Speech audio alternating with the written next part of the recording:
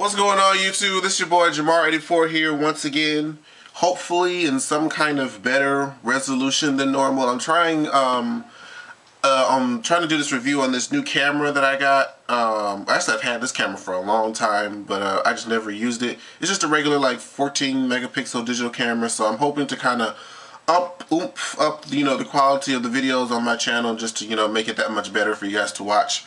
But regardless of all of that, girl, here we are for the winter finale of Scandal. It's not the whole season finale, but the winter finale of Scandal. This bitch isn't coming back until February 27th, and I'm over it. Shonda Rhimes, you already put me through enough as it is watching this shit. Now you gonna take it away from me? That's just cruel and unusual punishment. But let's just get right into, the digs of this episode, because this was the episode of truth and hidden truths. People just lying and people telling the truth. We finding out stuff. We just, okay. Let's collect ourselves. We come back to, we kind of go back a little bit to when, Cyrus had called, about Sally pretty much knocking her husband clean dead to the floor. So they fight and they going back and forth, Sally and her husband fight. She says that, you knew that I was gay when you first met me, bitch. You knew, like, when you saw me over across the way with that little boy and whatever. And I just, I made you who you are and all this other shit. Bitch, Sally wasn't having that. So Sally was not having that. She was like, you did, they went back and forth. And this bitch just took what looked like a envelope opener and just went clack, clack, bam, bam, stab, stab in the back of this fool's neck. But before he said, he was like, I'm leaving you. She was like, I can maybe, find a young man and go someplace to do something. But he was just like, you know what, I'm busy. I'm pretty much done with this. And that's when Sally said, the hell you are. And, had that in with a little slit slice. So he's laying dead to the floor, and she's just in shock, blood all over her face. She calls Cyrus, and no, before she called Cyrus, she threw up, which was gross. But, no. I got that confused. It wasn't her that threw up. When she called Cyrus, Cyrus came over, explained the whole situation. Cyrus threw the fuck up, because Cyrus was remembering all the stuff that happened with James and just the whole conversation with Millie and how everything was going down. He just couldn't take it and just vomited. I was just like, oh Lord, Cyrus has just been going through so much. But you know what, Cyrus? Like I said before, you did this all to yourself. You really did. You came to that realization later on in this episode, but let's move on down the line. For this next part, it was pretty much, long story short, Huck tells what he's been doing to Quinn, how he's been tracking her and how he's tortured her, and Liv was not too happy about that shit. She was like, you know what, find where Quinn is. If we find Quinn, we find my father, and she's pretty much giving Huck like all the attitude in the world. And yeah, he ain't with that, or she ain't with that rather. Next, we pan off to Fitz. Pretty much kidnaps Eli, Olivia's daddy, and pulls him over into the Pentagon. Turns out, and they're sitting up there trying to have a square off and shit. And let's see, where do we move on to? So when Sally Langston calls Cyrus about the dead body, he says, we're going to call B613, Quinn and her boyfriend come clean up the body, take it and, clean up the whole scene. And she's trying to, Cyrus is getting to Sally, okay, they're going to come here any minute. I'm going to need you to act like this is a heart attack. I'm going to need you to, play this role. And Sally is just Sally is not home, okay? Her mind is on Mercury, bitch. She just does not even know how to respond right now. So the guy comes in, Cyrus, click, action. He goes out, she starts consoling the bitch. She starts consoling, like, oh, it's okay. And the guy's asking her, like, well, Miss Langston, do you want us to, have this procedure and take a better look at the body to do something, and you may want to leave the room? Sally was just looking. I was like, oh, bitch, you better say something, because you going to incriminate your damn self if you ain't too careful. So when they was about to leave, then all of a sudden, or when she was about to, the guy was about to touch the husband or whatever, he just lunged on the bitch and I'm just like, oh no, nobody touch him. And I'm just like, oh Lord.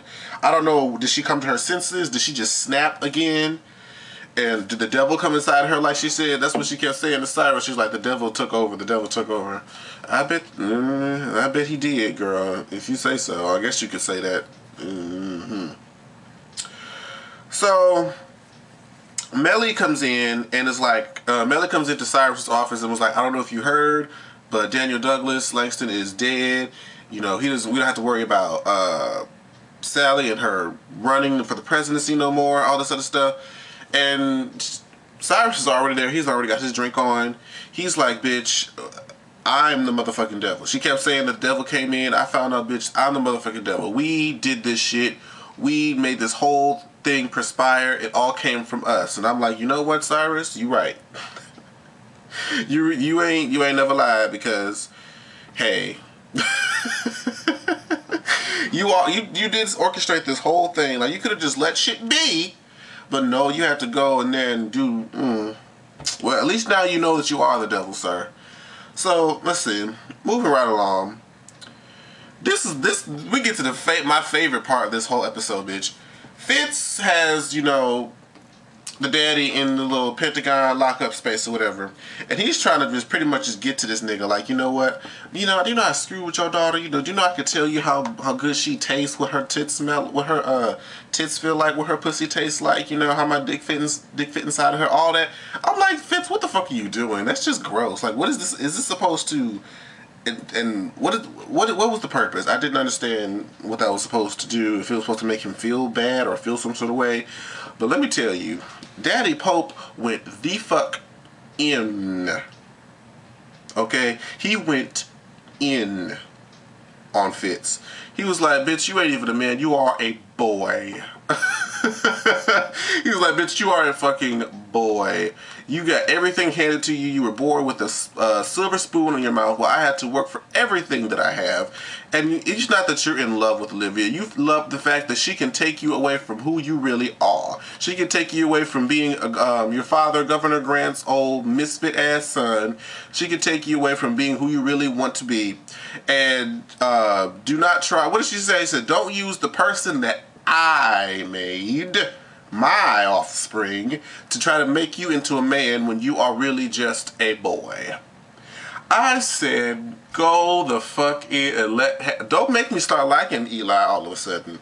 Don't make me go from despising his ass and wanting to put a bullet through his brain to starting to be like, you know what, I fucks with you. Don't make me start doing that, Shonda Rhimes. Shonda Rhimes, I hate you. But Eli went the fuck in on Fitz, and Fitz couldn't sit there and just couldn't help but look stupid with the doo-doo face on. I was like, well, you know what? He was making a hell of a lot of sense, so...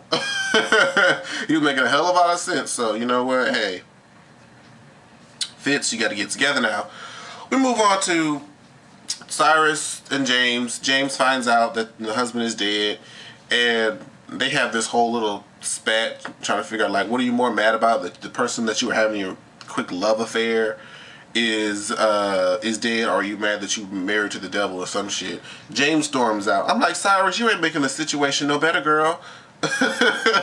You're just making the shit even harder for yourself. But we go to the part where Millie comes to Sally talking about, oh, you know, we're going to be here for you in this time of need. You know, we're going to hope we can work together to serve our president. Mellie's so damn fake. I live for Mellie every now and then. Every now and then I get my life from Mellie. But she knows how to put on a damn front no better than anybody else, bitch. I can't be mad at her for that. But she's very much like, you know what, bitch? This is what you get for trying to run against us. So what you're going to do is that you're going to sit here and you're going to help us run with our president like you've been doing. Thank you. That's what I got from it, you know. And this is the part that I'm confused about. Is when James was in the room with David Rosen, and he's telling him about the affair and whatnot. I'm not sure what he was planning on to gain from that. I'm still not sure. They were kind of quick with it, but you know, whatever. Now, here comes the part because I'm trying to, I only got 15 minutes, but I gotta fit everything I can. Here comes the part where shit just was unveiled and shit really just hit the fan. Well, the first part of the shit really hit the fan. Olivia comes to, where her daddy is and pretty much says, you were trying to protect me from her. You were trying to protect me to who she really was. She made you believe that there was a bomb on that plane. And you felt it was better to bomb 300 people opposed to the thousands of people that if it were to hit its destination. But in fact, there was no bomb on that plane. Mama Pope made him think that there was a bomb on that plane so that he would shoot it down and probably make him look bad like the bad guy. So, once he found that out, and, that's why they go back to when he was crying, because he was probably sad of what she just did to him, that he felt like it would be better if their daughter just knew nothing about it. It would be better if she just thought she was dead, as opposed to who she really was and what she did. So I was just like, damn, Olivia, you got a fucked up heritage, girl. Both of your parents, I mean, I guess the daddy still does some fucked up shit, but your mama is a conniving little bitch. Your mama is a conniving little bitch. But it is what it is. So we find that out. So now we're trying to figure out, so what happens now with the mama? Like, what's she gonna do from here? Quinn comes back to Olivia and Pope and company, and she walks right into Huck's office. Huck wasn't here for it, to say the least. Huck was not here for it. He was like, "What the fuck are you doing here?" Like, and Quinn was like, "Do you have nothing to say to me? Like, are you she was expecting an apology." Huck said, "Bitch, I am not about to apologize to you. I don't give a fuck about you. When you betrayed Liv, that's where you fucked up. She saved all of us and you betrayed her. So I could kill you. I could kill you right now, bitch. You won't have to walk out this motherfucking office." And so, yeah, he was like, "You are not a gladiator," and dismissed her ass. And then she went back to that boyfriend girl. At this point, I wasn't with the whole killed Quinn thing, but now I'm like, bitch, well, I mean, there's no need for you at this point, so. I mean, it is what it is. Then we get to this scene with Cyrus and James. He's pretty much like, what happens now? Like, are you going to leave me? Are you going to try to take our daughter away from me when I have probably like the best connections and best lawyers to get full custody? Like, are you going to just, are you going to realize that I have this 666 on my forehead? Like, what really happens now? Like, what are you gonna do? And bitch, if I was James, I would've been like, bitch, I'm still leaving your motherfucking ass. And you did some foul ass shit that's almost like I can't love you the same. It wouldn't be the same if we were to just continue like shit was normal. Like, no. So, I mean, later on, him and James, they just kind of come together and be like, "Oh, well, if you make me the secretary on some stupid shit, if you get me a job, I'll stay with your ass." And Cyrus is like, "Okay, fine, whatever." Let's get to the good shit. We find out that Mama Pope's plane was supposed to go to Hong Kong but never arrived. This bitch shot the pilots down and landed that plane in a random ass location. Okay? And this bitch calls Olivia and was like, "Hey girl." Olivia was like, "Bitch, where the fuck are you?" And she was like, "Oh, it's good." So I said something like, "Oh, it's good to hear I'll be seeing you soon." And hangs the fuck up. I was like, bitch. I was looking at her. First of all, why was her hair laid?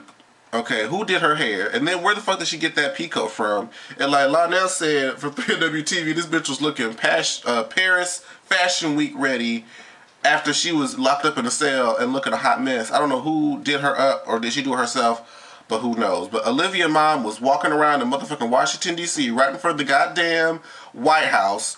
So we're like, oh shit, what the fuck is this bitch gonna do next? But child, this episode, it was everything. I only got like 20 more seconds left before this shit's gonna be for over 15 minutes. But thank you guys for watching. Make sure you guys subscribe, share, and do all that fun shit.